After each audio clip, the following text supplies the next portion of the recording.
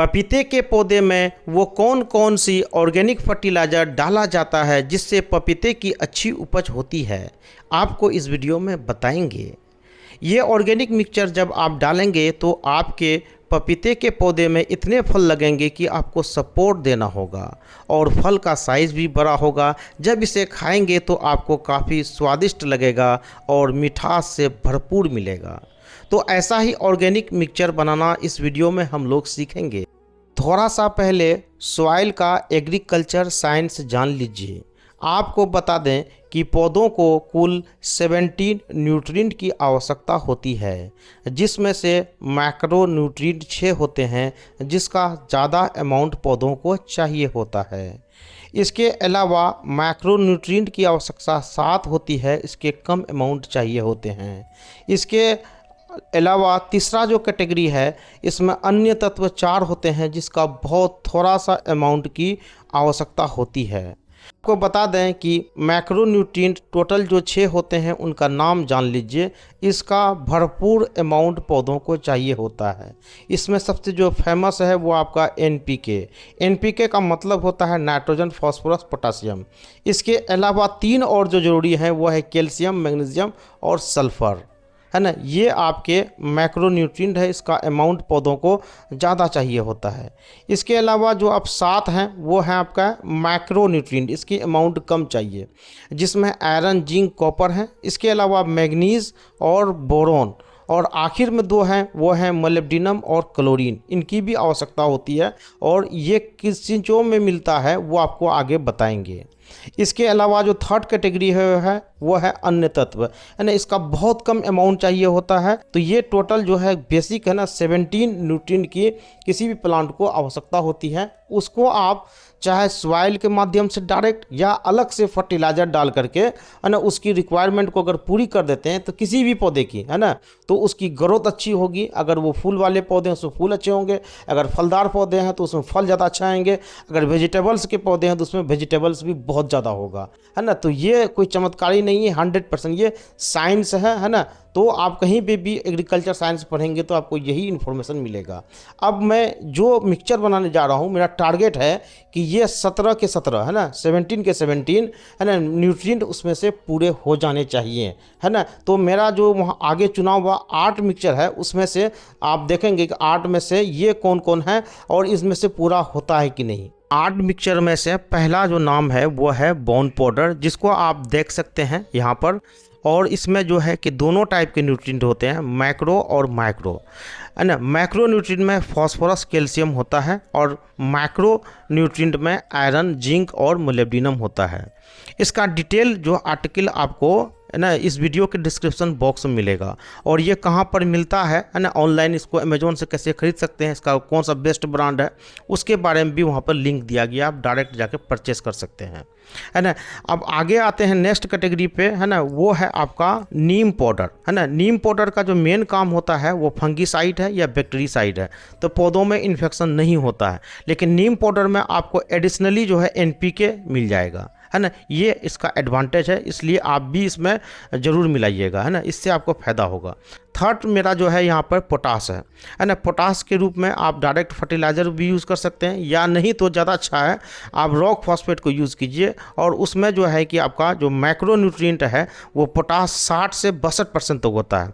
और याद रखिएगा, किसी भी फल को या फ्रूट को, है ना, या फिर वेजिटेबल्स को अगर टेस्ट देता है वो यही पोटास देता है, इस बात का ध्यान रखिएगा। इसमें मैक्रो न्यूट्रिएंट नहीं होता है। फोर्थ कैटेगरी में यहाँ पे मेरा है सीवीड, इसमें मैक्रो न्यूट्रिएंट और माइक्रो दोनों होता है ना। एनपीके के अलावा आपको आयरन, जिंक, मोलिब्डेनम आपको अच्छी क्वांटिटी मिल जाएगा। और ये जो सीवीड होता है ये अलगी पे बेस्ड होता है ना। ये अलगी जो होते हैं ना, शैवाल जिसको बोलते हैं, उसी पे बेस्ड होता है। ये एक बार डालेंगे तो ये मल्टीप्लाई होते रहता है ना। इस बात का आप ध्यान रखेंगे तो आपको भी इसका फ़ायदा होगा। 5वें नंबर पे है मेरा एप्सम सॉल्ट। एप्सम सॉल्ट में मैक्रोन्यूट्रिएंट में मैग्नीशियम और सल्फर होता है। आपको बता दें कि मैग्नीशियम जो है कि फोटोसिंथेसिस के लिए बहुत ही ज़रूरी है। अगर किसी भी पौधे में मैग्नीशियम की कमी होगी तो ऐसे में जो फोटोसिंथेसिस उसका स्लो डाउन होगा और ऐसे में पौधे में अच्छी ग्रोथ आप नोटिस नहीं कर पाएंगे। छठे नंबर पे आपका है कॉपर सल्फेट, है ना, जिसको तुतिया भी कुछ लोग बोलते हैं। इसमें जो है कि मैक्रो न्यूट्रिएंट नहीं होता है, लेकिन माइक्रो जो बहुत इंपॉर्टेंट है वो कॉपर होता है। और साथ में इसमें एक प्रॉपर्टी होती है फंगीसाइड, है ना, फंगीसाइड फंगस को मारने में ये बहुत ही इफेक्टिव एक फर्टिलाइज़र में से एक है ना। ये ऑर्गेनिक है, आपको बता दें। इसके अलावा देखिए यहाँ पे मैं अब यहाँ पे जो है कि आपको एक बार रिपीट कर देता हूँ। यहाँ पर ये बोन पाउडर है, नीम पाउडर है, उसके अलावा पोटास है, वो काला वाला जो देख रहे हैं ये आपका सीवीड है, और ये वाइट वाला देख रहे हैं ये आपका इप्सम सॉल्ट है, और ये जो ब्लू वाला जो देख रहे हैं ये आपका कॉपर सल्फेट है। मैं इन सबको पहले मिला देता हूँ, ये 6 को पहले मिला देता हूँ क्योंकि इसके अमाउंट कम चाहिए, है ना। 2 अभी आगे मिलेंगे जिसका अमाउंट ज़्यादा चाहिए, है ना। 2 वो कौन है वो आपको अच्छे से बता देता हूँ, है ना। तो यहाँ पर देखिए कि ये क्या है, वर्मी कंपोस्ट। वर्मी कंपोस्ट जब भी खरीदें अच्छे ब्रांड का खरीदें, शक्तिमान का बेस्ट माना जाता है। इस पर मैंने एक डिटेल वीडियो भी बनाया है ना, आप देख सकते हैं, है ना, मेरे चैनल पे, है ना, प्ले लिस्ट में जाकर चेक कर सकते हैं, है ना। इनको भी मिलाने के बाद अब यहाँ पे मैं वर्मी कंपोस्ट को बता दूँ, इसमें दोनों ही न्यूट्रिएंट होते हैं, भरपूर होते हैं, मैक्रो और माइक्रो दोनों होते हैं। एनपीके के अलावा यहाँ पे आपको आयरन, है ना, जिंक, कॉपर और मोलिब्डेनम भी मिल जाएगा, है ना। तो ये पौधे के लिए बहुत ही अच्छा चीज़ है और बहुत अच्छा ग्रोथ देगा, है ना, है ना। तो उसके अलावा एक चीज़ है आपका कोकोपीट 8वें नंबर पे।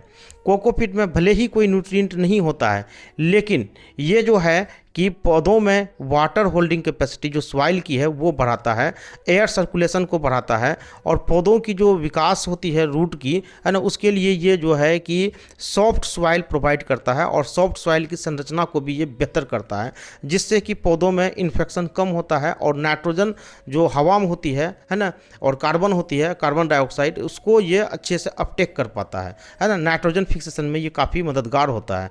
और आप पानी देना अगर भूल भी जाएंगे तो पानी आपका नहीं भी पड़ेगा तो कुछ दिनों तक ये आपका जो कोकोपीट है वाटर की रिक्वायरमेंट पूरा करते रहेगा।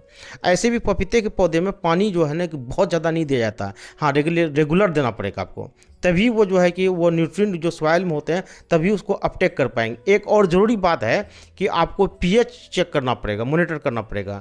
आपको पता है कि 7 से कम पीएच चाहिए होता है पपीते के पौधे को। आप कुछ भी डाल देंगे ये तभी काम करेगा जब आपके सॉइल का पीएच बैलेंस होगा। पीएच कैसे चेक करते हैं और किस पौधे का कितना होना चाहिए इसके लिए मैंने एक अलग से वीडियो बनाया है मेरे चैनल पर, आप चेकआउट कर सकते हैं।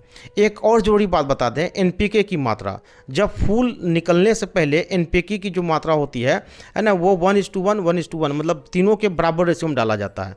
जब फूल आने के बाद आपको नाइट्रोजन कम कर देना है, फास्फोरस पोटासियम को बढ़ा देना है। उसके बाद जब पौधे में फल आ गया, अब पकने का समय आ गया, तो ऐसे में अगर आपको मिठास चाहिए, टेस्ट चाहिए और पूरा रेड कलर का पपीता चाहिए अंदर से, तो उसमें आप पोटास बढ़ा दीजिए, है ना। तो उसमें रॉक फॉस्फेट भी आप यूज़ कर सकते हैं, है ना। तो आपके पास विकल्प हैं। आइए अब आपको मैं यहाँ पे इसको डाल करके दिखाऊंगा कि इसकी गुराई वगैरह कैसे करते हैं। गुराई करने के बाद इसको कैसे डाला जाता है। गुराई करने में ध्यान रखें, पपीते का पौधा जो होता है बहुत नाजुक होता है और इसके रूट को कटने, है ना, डर रहता है कटने का। तो गुराई करते टाइम इसको फुल प्रिकॉशन लेना है। पहले ऊपर के जो खरपतवार है उसको आप अच्छे से निकाल दें।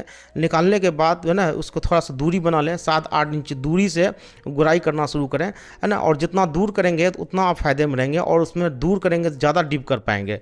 और डीप गुराई करने का फ़ायदा ये होगा कि जो अगल बगल के पौधे का रूट अगर वहाँ तक आया है तो वो कट जाएगा या हट जाएगा ना, ये अच्छा चीज़ है।